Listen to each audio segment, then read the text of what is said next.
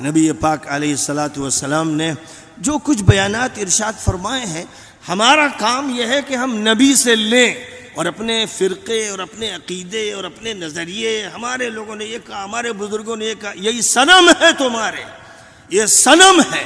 جب وہ نبی کے مقابل میں آ جائیں اور اللہ کی کتاب کے مقابل میں آ جائیں تو یہ تمہارے صنم اور بت ہیں جن کو توڑ دینے کا حکم ہے۔ بات چلے گی رسول اللہ کی، وہ بات چلے گی اللہ کی، یہ بنیاد ہے، اسی بنیاد پر امت کو جوڑنا ہے، اور پوری امت یہ جڑے گی اسی وقت جب یہ بات ہوگی۔ یہ بات آپ کو معلوم ہی ہے کہ میں ایران کئی مرتبہ گیا اور میں نے وہاں بھی پوری قوت کے ساتھ کہا ابو بکر حق ہے، عمر حق ہے، عثمان حق ہے، علی حق ہے۔ اور جس سیدنا امام علی کے بارے میں یہ بات ارشاد فرمائی گئی، انہی کے بارے میں یہ فرمایا جب تبوک جا رہے تھے رومیوں سے جنگ کرنے کے لیے، وقت کی سپر پاور سے ٹکرانے کے لیے، تو آپ نے اس وقت یہ فرمایا تھا کہ علی تمہارے لیے کیا یہ بات خوشی کی نہیں ہے، کافی نہیں ہے؟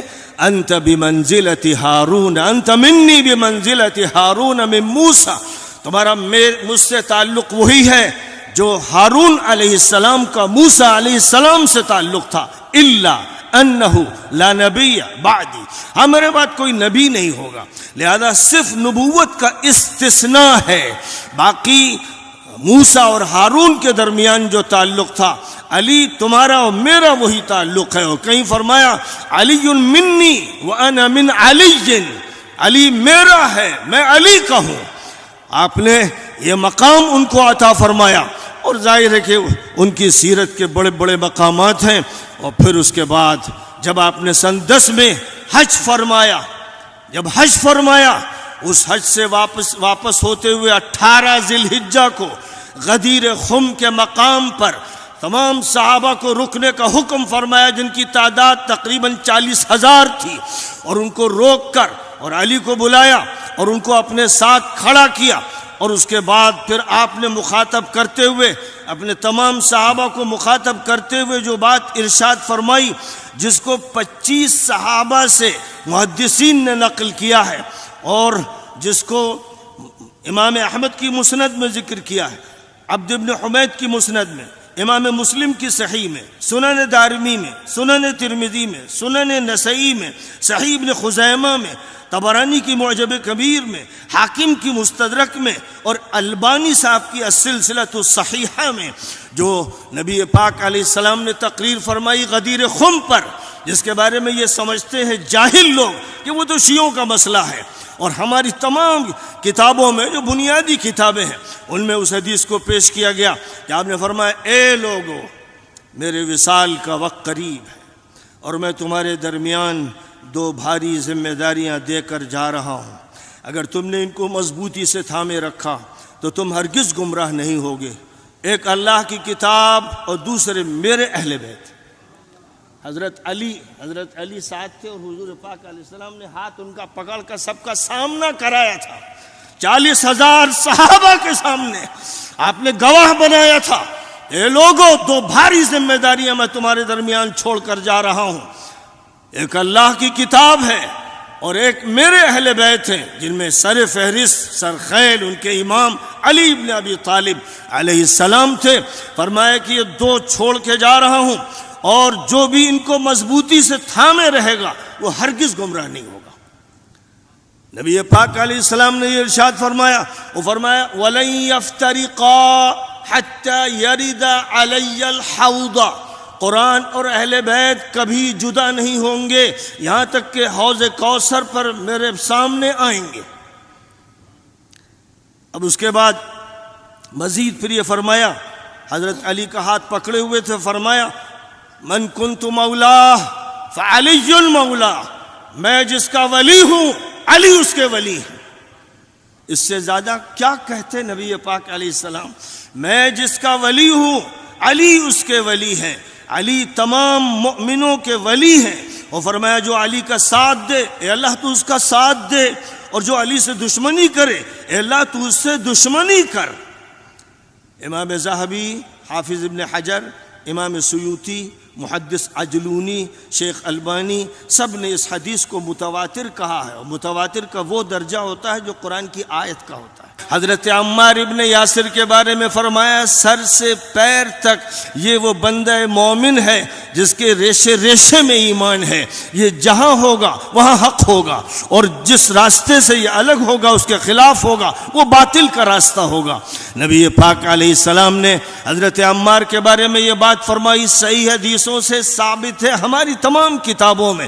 اور اس کے بعد یہ فرمایا تھا جس وقت مسجد نبوی تیار کی جا رہی تھی، بنیاد کھودی جا رہی تھی، اور پتھر رکھنے کے لیے صحابہ پتھر لا رہے تھے اور عمار دو دو پتھر اٹھا کر لا رہے تھے، تو ایک دم سے حضور کے سامنے مستقبل کا ایک غمناک اور نہایت افسوسناک پہلو سامنے آ گیا، اور آپ نے فرمایا عمار عمار تم کو ایک باغی گروہ قتل کرے گا، تمہارا قاتل جہنمی ہوگا، اور جو باغی گروہ تمہیں قتل کرے گا، جو خلیفہ راشد سیدنا علی بن ابی طالب علیہ السلام کے خلاف بغاوت کرے گا، وہ جہنم کا داعی ہوگا۔ بخاری کے الفاظ ہیں، صحیح بخاری کے الفاظ ہیں، یہ روایت ہے جو صحیح درجے کی روایت ہے کہ نبی پاک علیہ السلام نے فرمایا ان عمارا تقتله الفئة الباغیہ یدعوہم عمار الى الجنہ ویدعونہ الى النار۔ عمار کو باغی گروہ قتل کرے گا، عمار اس کو جنت کی طرف بلا رہے ہوں گے کہ آ جاؤ علی کی طرف، آ جاؤ ان کی بیعت کرو، آؤ ان کو خلیفہ راشد مانو، اور وہ گروہ عمار کو جہنم کی طرف بلا رہا ہوگا۔ یہ نبی پاک علیہ السلام کا ارشاد ہے، یہ قرآن کا پیغام ہے۔ اب ظاہر ہے کہ نبی پاک علیہ السلام نے جیسے یہ بتایا، امت کو بتایا مقامات اپنے اصحاب کے، ارحم امتی بامتی ابو بکر واشدهم فی امر اللہ عمر واحیاهم عثمان واقضاهم علی رضی اللہ عنہم اجمعین، اور عشر مبشرہ کا تذکرہ فرمایا، کبھی ضمام ابن ثعلبہ کے بارے میں فرمایا کہ یہ جنتی ہے، کبھی بلال کے بارے میں یہ خوشخبری دی کہ وہ جنتی ہے۔ کتنے ایسے اصحاب ہیں جن کے بارے میں آپ نے یہ بات ارشاد فرمائی۔ حسن و حسین جنت کے سردار ہیں، کن کن محدثین نے اس کو روایت کیا، کن کن حدیث کی کتابوں میں اس کا ذکر آیا۔ اب مزید یہ دیکھ لیجئے ذرا، وہ بات فرمائی تھی کہ قرآن اور میرے اہل بیت۔ اب حضرت ابو ہریرہ رضی اللہ تعالی عنہ روایت کرتے ہیں کہ حضور صلی اللہ علیہ وسلم نے حضرت علی، حضرت فاطمہ، حضرت حسن، حضرت حسین کو دیکھا اور فرمایا انا حرب لمن حاربکم سلم لمن سالمکم، میری اس سے جنگ ہے جو تم سے جنگ کرے، میری اس سے جنگ ہے جو تم سے جنگ کرے، اس سے صلح ہے جو تم سے صلح کرے۔ یہ حدیث مسند احمد میں بھی ہے، طبرانی نے اس کو ذکر کیا ہے، حاکم نیشاپوری نے مستدرک میں اس کو ذکر کیا ہے، اس کو حدیث حسن کہا ہے، امام ذہبی نے اس سے اتفاق کیا ہے۔ یہ حدیث حضرت زید بن ارقم سے بھی منقول ہے، اس میں سنن ترمذی میں ہے، سنن ابن ماجہ میں ہے، طبرانی میں ہے، ابن حبان میں ہے، سب کے حوالے موجود ہیں۔ یاد رہیں یہ حدیثیں بھی، اور ریکارڈ رہیں، ریکارڈ ہو جائیں، معلوم رہیں۔ اور پھر اہل بیت کون ہیں؟ نبی پاک علیہ السلام نے فرمایا کہ علی، فاطمہ اور حسن حسین میرے اہل بیت۔ نجران کا عیسائی وفد جب تھا اور جب ان کو آپ نے مباہلے کی دعوت دی قرآن کے حکم کی بنیاد پر، تو آپ انہی کو لے کر آئے اور اہل نجران سے کہا آؤ مباہلہ کرو، تو وہ مباہلہ کرنے کی ہمت نہیں کر سکے، اور ان کو بہرحال معافی مانگنی پڑی، صلح کرنی پڑی کہ آپ سے ہم مصالحت کرنا چاہتے ہیں، ہم آپ کے سے مباہلہ نہیں کرنا چاہتے ہیں۔ بہرحال نبی پاک علیہ السلام نے فرمایا تھا جو علی سے بغض رکھے وہ مجھ سے بغض رکھتا ہے۔ فرمایا، طبرانی نے یہ حدیث نقل کی، کنز العمال میں یہ حدیث بیان کی گئی، من ابغض علیا فقد ابغضنی ومن فارق علیا فقد فارقنی، جس نے علی سے بغض کیا وہ مجھ سے بغض رکھتا ہے، جو علی سے الگ وہ مجھ سے الگ۔ حاکم ابو عبداللہ مستدرک علی الصحیحین میں روایت کرتے ہیں کہ حضور اکرم صلی اللہ علیہ وسلم نے حضرت علی کے بازو کو پکڑ کر فرمایا، ھذا امام البررہ قاتل الفجرہ منصور من نصرہ مخذول من خذلہ. فرمایا یہ ابرار کے امام ہیں، فساق و فجار کے قاتل ہیں، اس کی نصرت ہوگی جو ان کی نصرت کرے گا، وہ نصرت سے محروم ہوگا جو ان کو بے یار و مددگار چھوڑ دے گا. اور فرمایا تھا نبی پاک علیہ السلام نے، علی، صرف علی تم کو صحیح راستے پر لے کر چلیں گے. فرمایا ان تؤمروا ابا بکر تجدوه امينا زاهدا في الدنيا راغبا في الاخره وان تؤمروا عمر تجدوه قويا امينا لا يخاف في الله لومة لائم وان تؤمروا عليا ولا اراكم فاعلين تجدوه هاديا مهديا ياخذ بكم الصراط المستقيم. فرمایا نبی پاک علیہ السلام نے، امام احمد ابن حنبل نے اپنی مسند میں یہ حدیث بیان کی ہے، امام بزار نے اپنی مسند میں بیان کی ہے. فرمایا تم اگر ابو بکر کو خلیفہ بناؤ گے تو انہیں امانت دار اور دنیا میں زہد اختیار کرنے والا اور آخرت سے رغبت رکھنے والا پاؤ گے، اور اگر تم عمر کو خلیفہ بناؤ گے تو انہیں طاقتور اور امانت دار پاؤ گے، وہ اللہ کے بارے میں کسی ملامت کرنے والے کی پرواہ نہیں کریں گے. اور اگر تم علی کو خلیفہ بناؤ گے، اور میں نہیں دیکھ رہا ہوں کہ تم ایسا کرو گے. حضور کو معلوم تھا کہ کچھ ایسا ہوگا، اور میں نہیں دیکھ رہا ہوں کہ تم ایسا کرو گے، تو انہیں اگر بناؤ گے تو انہیں ہدایت دینے والا اور ہدایت یافتہ پاؤ گے، وہ تمہیں صحیح راستے پر لے کر چلیں گے.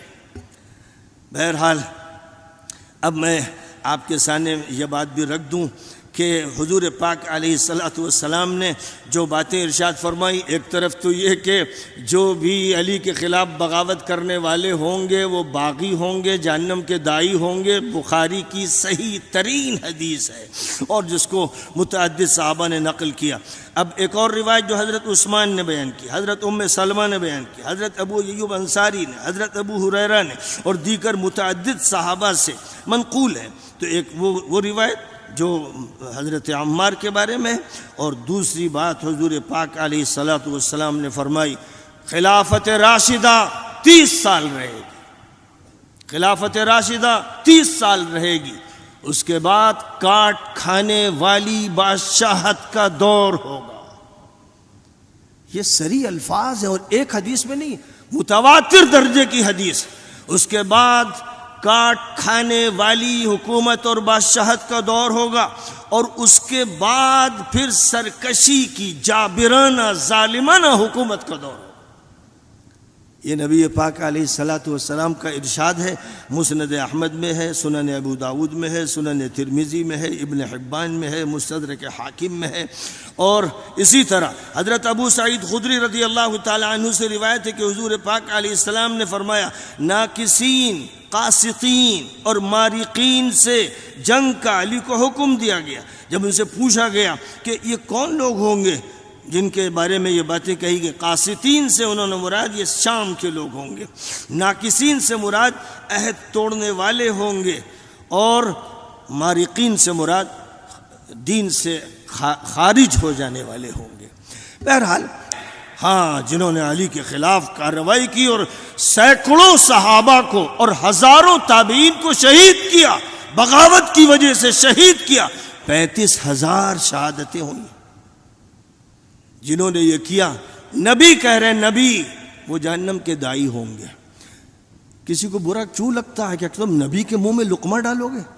تم نبی کی بھی سننا نہیں چاہتے؟ تم نبی کے بھی گستاخ ہو، اللہ کے گستاخ ہو. کہ پورا قرآن بیان کرتا ہے کہ کیسے کیسے ظالم تھے جنہوں نے نبی کو ستایا، نبی کے دور میں ایمان بھی لائے، نماز پڑھ رہے ہیں ساتھ اور سازشیں کر رہے ہیں، بدماشیاں کر رہے ہیں. قرآن ان کے بارے میں ذکر کرتا ہے، سورہ بقرہ پڑھو، آل عمران پڑھو، مائدہ پڑھو، براءہ پڑھو اور انفال پڑھو اور سورۃ المنافقون پڑھو. تمہارے سامنے وہ ساری تصویریں آ رہی ہیں. یاتون الی الصلاۃ، اذا کیا ہے، جب نماز کے لیے آتے ہیں تو کسل مندی سے آتے ہیں، اللہ کا ذکر نہیں کرتے، دکھاوا کرتے ہیں، نبی کے پیچھے نماز پڑھ رہے ہیں، نبی کی تقریریں سن رہے ہیں اور پھر نبی کے خلاف سازشیں کر رہے ہیں. یہ سب کچھ تھا، قرآن اسے کھول کھول کر بیان کرتا ہے، حدیثیں کھول کھول کر بیان کرتی. بگاڑ کہاں سے آیا، کس طرح آیا، کیسے وہ آگے بڑھا اور کیسے وہاں تک پہنچا، اس ملعون یزید تک اس ملعون لشکر تک، عبید اللہ ابن زیاد ملعون تک، شمر ابن ذوالجوشن ملعون تک، اور عمر ابن سعد ملعون تک. ملعون صرف یزید نہیں ہے، ملعون اس کا پورا وہ لشکر 4000 وہ افراد، کوئی کہتا ہے وہ اور بڑی تعداد میں تھے، جو کربلا میں امام حسین سے مقابلہ کرنے آئے تھے، جو خبیث وقت کے شیاطین مجرم، وہ سب کے سب ملعون تھے. ایک یزید ملعون نہیں تھا، پوری فوج ملعون، بنی امیہ کے حکام ملعون، جن کے بارے میں نبی نے فرمایا، بخاری کی حدیثیں ہیں، ہلاک امتی علی ایدی غلمت سفہاء من قریش، میری امت کی ہلاکت قریش کے احمق اور ہنجار لونڈوں کے ہاتھوں ہوگی. اور حضرت ابو ہریرہ رضی اللہ تعالیٰ عنہ کہتے ہیں، وہ بھی بخاری کی حدیث ہے، میں نے حضور پاک علیہ السلام سے علم کے 2 خزانے حاصل کیے.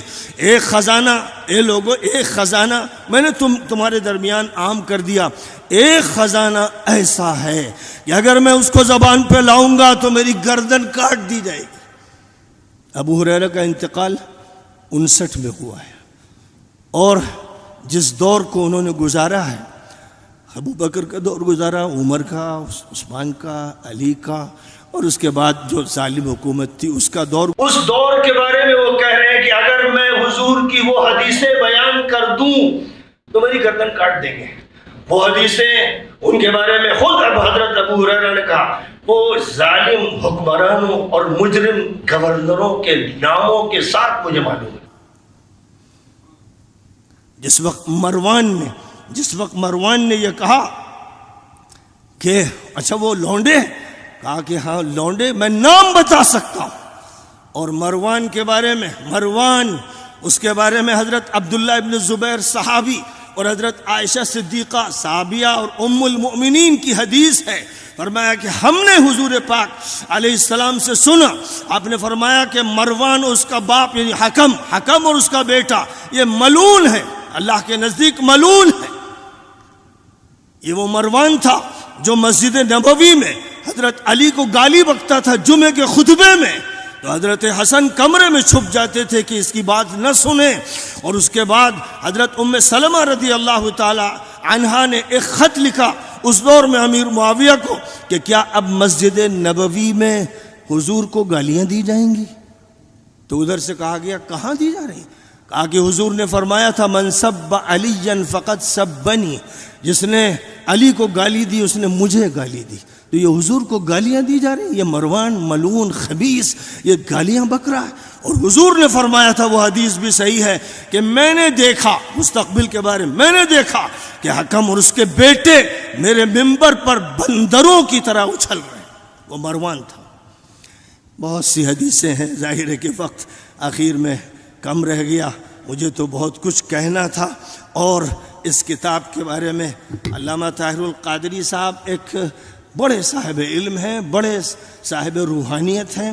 بچپن سے ان کی تربیت روحانی ہوئی ہے، تربیت کے ماحول میں ہوئی ہے. ان کے والد بڑے بزرگ اللہ والے تھے، اور انہوں نے بچپن سے ایسی تربیت کی کہ علامہ قادری بچے تھے تو تہجد پڑھتے تھے، اور نوجوانوں کو تہجد کے لیے بلاتے تھے، اور ساتھ اجتماعی طور پر نماز ادا کرتے تھے. اسی طرح ورزشوں کا اہتمام کرتے تھے. وہ ایک طرف LLB بھی کر رہے تھے، دوسری طرف شریعت اپنے والد سے پڑھ رہے تھے، قرآن بھی، حدیث بھی، فقہ بھی، اور دیگر موضوعات پر. اور دونوں موضوعات پر اللہ تعالیٰ نے ان کو کمال عطا فرمایا، قلم بھی عطا فرمایا، اور زبان بھی عطا فرمائی، اور دماغ بھی عطا فرمایا، اور اجتہاد کی صلاحیت عطا فرمائی. عالم اسلام میں وہ اپنی منفرد حیثیت رکھتے ہیں، اور وہ بریلویت اور دیوبندیت اور ایت اور پیت سے بلند ہیں. وہ ان سب چکروں میں نہیں پڑتے، وہ اسلام کی بات کرتے ہیں، مدلل بات کرتے ہیں، جس کی دلیل یہ کتاب. میں نے اس کتاب کو سمجھ لیجیے پورا پڑھ لیا. میں نے صبح یہ کتاب منگوائی تھی اور میں نے اس کو دیکھ لیا. اگر بیان کرنے کا وقت ہوتا تو پوری رات گزرتی اور میں آپ کو وہ حقائق سناتا کہ آپ بھی چیخ پڑتے، لیکن بس صرف ایک آدھ چیز میں بیان کر کے بات ختم کرتا ہوں. صحابی ہیں حضرت معقل ابن سنان. حضرت معقل ابن سنان کہتے ہیں یزید ایسا بد کردار شخص ہے جو شراب پیتا ہے اور محرمات کے ساتھ، یعنی سوتیلی ماں اور بہن اور بیٹی کے ساتھ زنا کرتا ہے۔ حضرت عبداللہ ابن حنظلہ جو بڑے جلیل و قدر صحابی حضرت حنظلہ کے بیٹے ہیں، انہوں نے کہا، انہوں نے دمشق جانے کے بعد جہاں یزید نے ان کو بڑے تحفے دیے تھے، ان کا یہ کہنا تھا کہ ہم وہاں سے آئے اور ہمیں خطرہ لاحق ہو گیا کہ ہم پر آسمان سے کہیں پتھر نہ برسائے جائے، چونکہ یزید بد کردار، بدتینت، اپنی سوتیلی ماؤں، بیٹیوں اور بہنوں سے بدکاری کا ارتکاب کرتا ہے، شراب پیتا ہے اور نماز چھوڑتا ہے۔ اللہ کی قسم اگر لوگوں میں سے ایک فرد بھی میرا ساتھ دینے والا نہ رہتا تو بھی یقیناً اس کے خلاف میں معرکہ حق و باطل برپا کر دیتا۔ حضرت سبط ابن الجوزی بڑے علامہ ہیں، وہ یہ کہتے ہیں کہ یزید بد کردار، بدتینت، اپنے محرم رشتوں یعنی ماؤں، بہنوں اور بیٹیوں سے بدکاری کا ارتکاب کرتا تھا، شراب پیتا تھا، نماز چھوڑ دیتا تھا اور نبی کے بیٹوں، ان کی اولاد کا قاتل تھا۔ بس آپ اندازہ لگا لیجئے کہ ایسے شخص کے بارے میں کیا بات کہی جائے، وہ ملعون تھا، وہ خبیث تھا، وہ کافر تھا، وہ مجرم تھا، وہ جہنمی تھا۔ اب یہ قول ہے اور یہ قول ہے، جو بھی اس کے خلاف قول ہے وہ مردود ہے، وہ ناقابل قبول ہے۔ قول صرف یہ ہے کہ وہ ملعون تھا، صرف یہ ہے کہ وہ ایمان نہیں رکھتا تھا، اور میں اس کے بھی دلائل آپ کے سامنے بڑی وضاحت سے رکھ سکتا ہوں۔ بڑے بڑے ائمہ نے اس کو کافر کہا ہے، اور کم از کم درجے میں وہ ملعون ہے، لعنتی انسان۔ اور میں نے آپ کو بتا دیا کہ بات تو وہاں سے شروع ہو گئی تھی جب خلافت راشدہ کے خاتمے کے لیے ایک گینگ پورا ٹوٹ پڑا تھا، جن کے بارے میں نبی نے فرمایا تھا ان عمارا تقتله الفئة الباغیہ یدعوہم عمار الى الجنہ ویدعونہ الى النار۔ تو وہ جہنم کے داعی ہوں گے جو باغی تھے، یہ حضور کا بیان ہے صحیح حدیث میں، اور یہ کہ حکومت ان کی کاٹ کھانے والی مجرمانہ بادشاہت ہوگی، یہ حضور کا قول ہے۔ اور یزید کے بارے میں یہ ہے کہ وہ میرے دین کو بدل ڈالے گا، ابو ذر غفاری رضی اللہ تعالیٰ عنہ کی روایت ہے۔ اور پھر نبی پاک علیہ السلام کو حضرت ام سلمہ نے دیکھا کہ کمرے میں موجود ہیں، حسین چلے گئے تو ان کو لپٹا کر رونے لگے۔ تو حضرت ام سلمہ نے کہا حضور کیا بات ہے، کیوں رو رہے ہیں؟ فرمایا کہ جبرائیل آئے اور فرمایا، اور انہوں نے بتایا کہ آپ کی امت کے لوگ مجرم خبیث آپ کے نواسے کو قتل کریں گے۔ اور پھر ایک مٹی لائے کربلا کی، اور یہ کہا کہ جس وقت ان کا قتل ہوگا یہ مٹی سرخ ہو جائے گی۔ حضرت ام سلمہ رضی اللہ تعالی عنہا کہتی ہیں کہ وہ مٹی میں نے رکھ لی، اور جس دن وہاں شہادت حضرت حسین کی ہوئی اپنی آنکھوں سے میں نے دیکھا کہ وہ مٹی سرخ ہو گئی، خون میں لطخت ہو گئی۔ حضرت عبداللہ ابن عباس رضی اللہ تعالیٰ عنہما کہتے ہیں کہ میں نے خواب میں نبی پاک علیہ السلام کو دیکھا کہ بال بکھرے ہوئے ہیں، چہرے پر گرد ہے، غبار ہے، اور ایک شیشی میں خون جمع کر رہے ہیں۔ میں نے کہا حضور یہ کیا ہے؟ فرمایا کہ حسین اور جو ہمارے اہل بیت ہیں ان کا خون جمع کر رہا ہوں، ان کا خون جمع کر رہا ہوں۔ فرمایا میں نے حسین کی شہادت ابھی دیکھی۔ حضرت عبداللہ ابن عباس کہتے ہیں کہ یہ وہی وقت تھا، وہی دن تھا، جمعہ کا دن تھا، 10 محرم کی تاریخ تھی، سن 61 تھا، جس وقت ادھر قتل حسین ہو رہا تھا اور میں حضور پاک علیہ السلام کو خواب میں اس حالت میں دیکھ رہا تھا۔ اے لوگو حق پہچانو، حق بالکل واضح ہے، قرآن نے بھی واضح کر دیا، احادیث نے واضح کر دیا۔